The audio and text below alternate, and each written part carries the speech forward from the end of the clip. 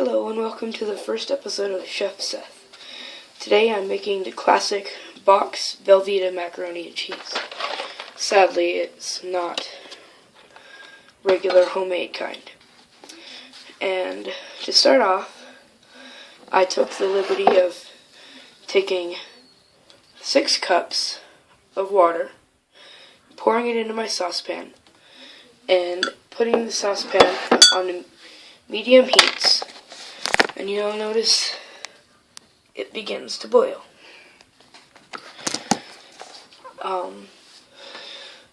Just for your information, you may notice that it takes a little bit longer than what I say the time for you because of altitude differences. In Montana, where I live, it takes a less amount of time. Now I'm going to stop here and continue once the water is finished boiling.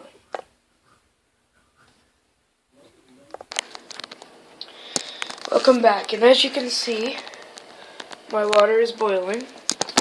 So now I'm going to pour the macaroni noodle. And just be careful because it can splash back.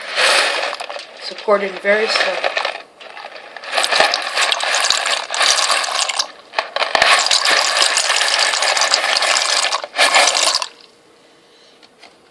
Let that sit for a minute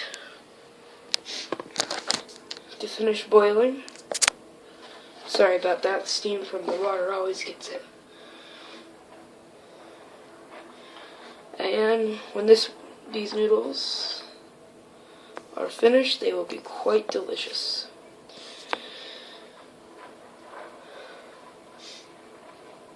In the meantime, you can just relax and stir the noodles. One trick that some people do is they like to put a lid on theirs and then just let it sit. It can be helpful, but not my favorite preferable thing. In the meantime, I'm going to set up my colander.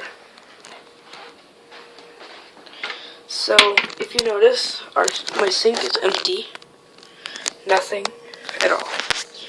So what I'm going to do is I'm going to put my colander just over the drain.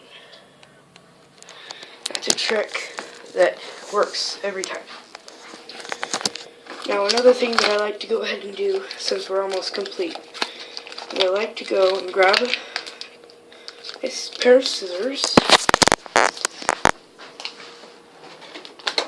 Preferably the sharper the better.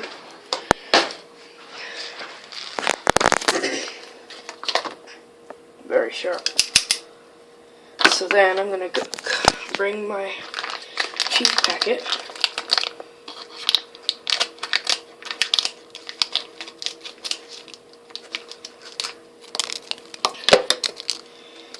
and cut it open.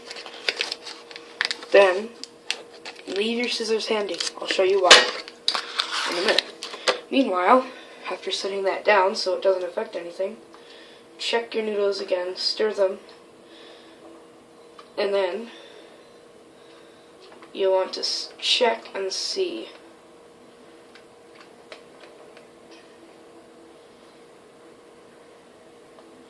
the noodles are still hard. As you can see, maybe not. That's what happens when you squeeze it. What should happen when you squeeze a noodle is it should squeeze softly and break. I'm going to come over here and grab a plate, and I am going to bring the plate over to the cooking area. And one trick, also, keep these two. You'll want this spatula to stir in the cheese and to stir your macaroni and cheese and the macaroni noodle itself. And then my tip is coming up once these noodles boil. In the meantime, I'm going to take another break. Here we go. Once we're done here, we got some delicious macaroni. I'll show you how it all works in a minute. So the noodles are almost ready now. They're a little bit less, they're a little bit more al dente, because now I can squeeze it, but they're still a little hard. One test is to take your spatula, let the macaroni noodles sit for a second, although I'm doing shells and cheese, and you can use your teeth, or now I know that the macaroni is ready to the way I like it. Always let the noodles boil to the way that you like it, because that way you can make it fit to your personal taste. Now what I'm going to do is I'm going to carefully take my saucepan, which is very, very yellow, like I'm making a broth, but so I'm just going to carefully pour in all the noodles. And when you usually make mac and cheese, even with most regular kinds, you'll usually pour in the mac and cheese noodles and wash them. But because of the way that shells and cheese are made, you can't, because the noodles are too soft once they're boiled. So what I'm going to do is I'm going to let those strain for a minute, and I'm going to get my cheese sauce ready. So I'm just going to put a little dab of milk, like so.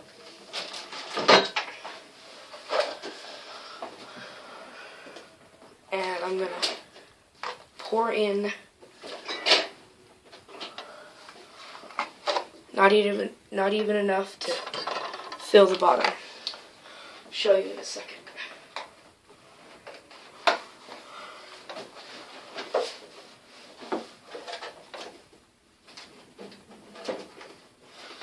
I do prefer second 2% because it is more of a milk flavor, but as you can see, not very much milk.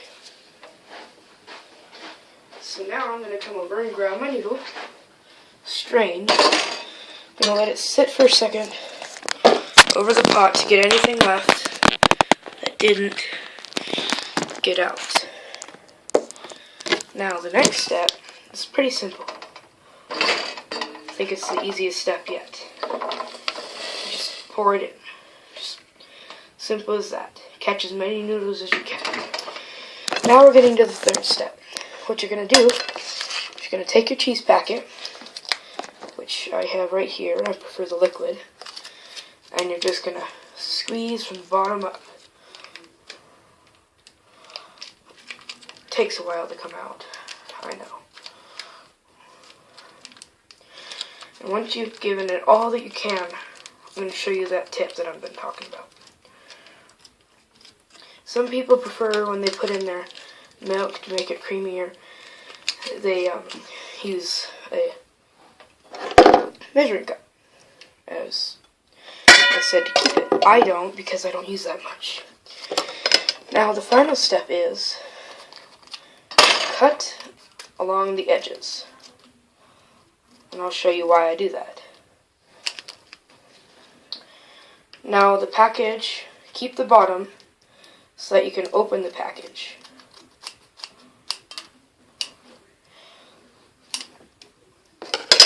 Now, if you open your package, you notice, once I cut this right, sorry,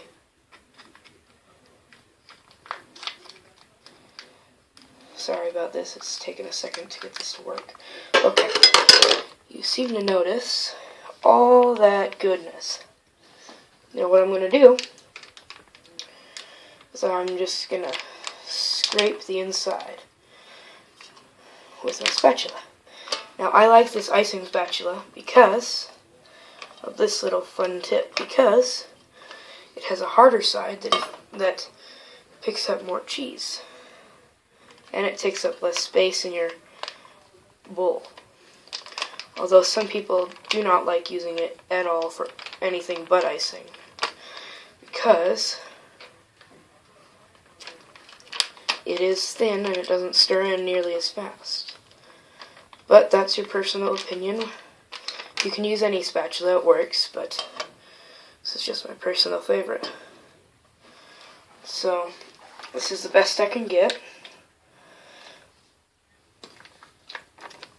So, now what you're going to do is you're going to come over here and you're going to stir it in.